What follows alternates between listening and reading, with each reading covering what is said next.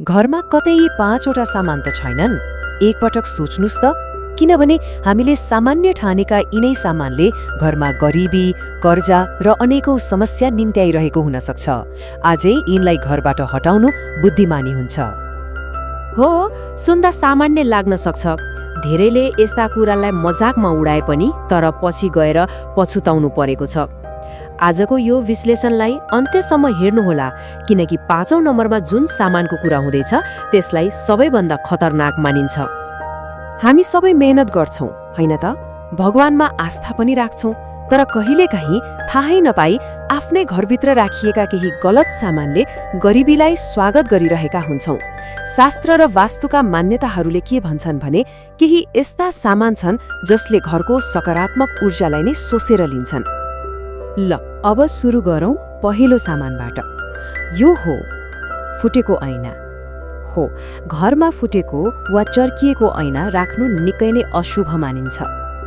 अब हेर्नुस् है, यसले के गर्छ। पहिलो कुरा, फुटेको ऐनाले आत्मविश्वासलाई नै चकनाचुर पार्छ। दोस्रो, यसले घरको सकारात्मक ऊर्जालाई खलबल्याइदिन्छ र सबैभन्दा महत्त्वपूर्ण, यसले गर्दा घरमा धन टिक्नै सक्दैन। त्यसो भए के गर्ने त? समाधान एकदमै सिधा छ। यदि घरमा ऐना फुट्यो भने त्यसलाई टालटुल गर्ने वा जोड्ने प्रयास गर्दै नगर्नुहोस्।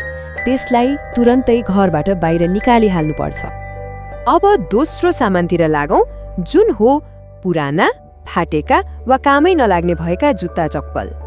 हामी मध्ये धेरैको बानी हुन्छ यस्ता सामान पछि काम लाग्छ कि भनेर थुपारेर राख्ने।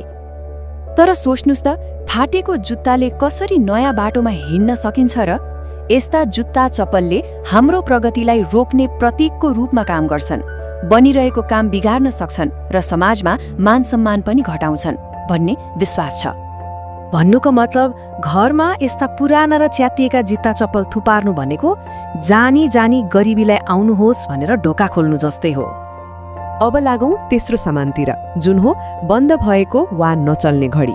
घडीले केवल समय देखाउँदैन, यसले हाम्रो जीवनको गतिलाई पनि जनाउँछ र यदि यो रोकियो भने असर नराम्रो पर्न सक्छ। यो स्लाइडमा हेरौँ है त। रोकिएको घडीले हाम्रो जीवनको समय नै रोकिएको सङ्केत गर्छ। यसले आउन लागेका राम्रा अवसरहरूलाई टाढा धकेलिदिन्छ र हाम्रो कमाइ वा आर्थिक उन्नतिमा पनि बाधा पुर्याउन सक्छ। यसको समाधान पनि एकदमै सजिलो छ। यदि घडी चल्दैन भने कि त त्यसलाई तुरन्त बनाइहाल्नुस्, होइन भने त्यसलाई घरमा राखेर कुनै फाइदा छैन। हटाउनु नै सबैभन्दा उत्तम हुन्छ। चौथो नम्बरमा आउँछ फुटेका वा चर्किएका भाँडाहरू, जस्तै थाल, कप वा कराही। हामी प्राय यस्ता भाँडालाई अलिकति त हो नि भनेर फ्याक्दैनौँ। तर मान्यता के छ भने यस्ता भाँडा प्रयोग गर्दा वा घरमा राख्दा धनकी देवी लक्ष्मी रुष्ट हुनुहुन्छ। यसले घरमा कलह र झगडा बढाउँछ र घरको आम्दानी भन्दा खर्च यति बढ्छ कि बचत शून्य हुन थाल्छ। त्यसैले अलिकति फुटेको त हो नि, के हुन्छ र भन्ने सोचले यस्ता सामानलाई घरमा ठाउँ नदिनुस्। यसले फाइदा भन्दा कैयौं गुणा बढी नोक्सान पुर्याउँछ। र अब हामी आइपुग्यौं त्यो अन्तिम र भनौँ न सबैभन्दा खतरनाक मानिने सामानमा। यो हो पुराना रद्दी कागज, पुराना बिल र काम नलाग्ने पत्रपत्रिकाहरूको थुप्रो। यो भनाइले कति गहिरो कुरा भन्छ, होइन त? घरभित्र यस्ता काम नलाग्ने कागजपत्र थुपार्नु भनेको आफ्नो भाग्य र भविष्यलाई नै एउटा पिञ्जडामा थुनेर राख्नु जस्तै हो। यस्तो फोहोरले गरिबीलाई बाँधेर राख्छ र घरमा नयाँ अवसरहरूलाई छिर्नै दिँदैन। तर समस्या मात्रै छैन, समाधान पनि छ, र समाधान एकदमै सरल छ।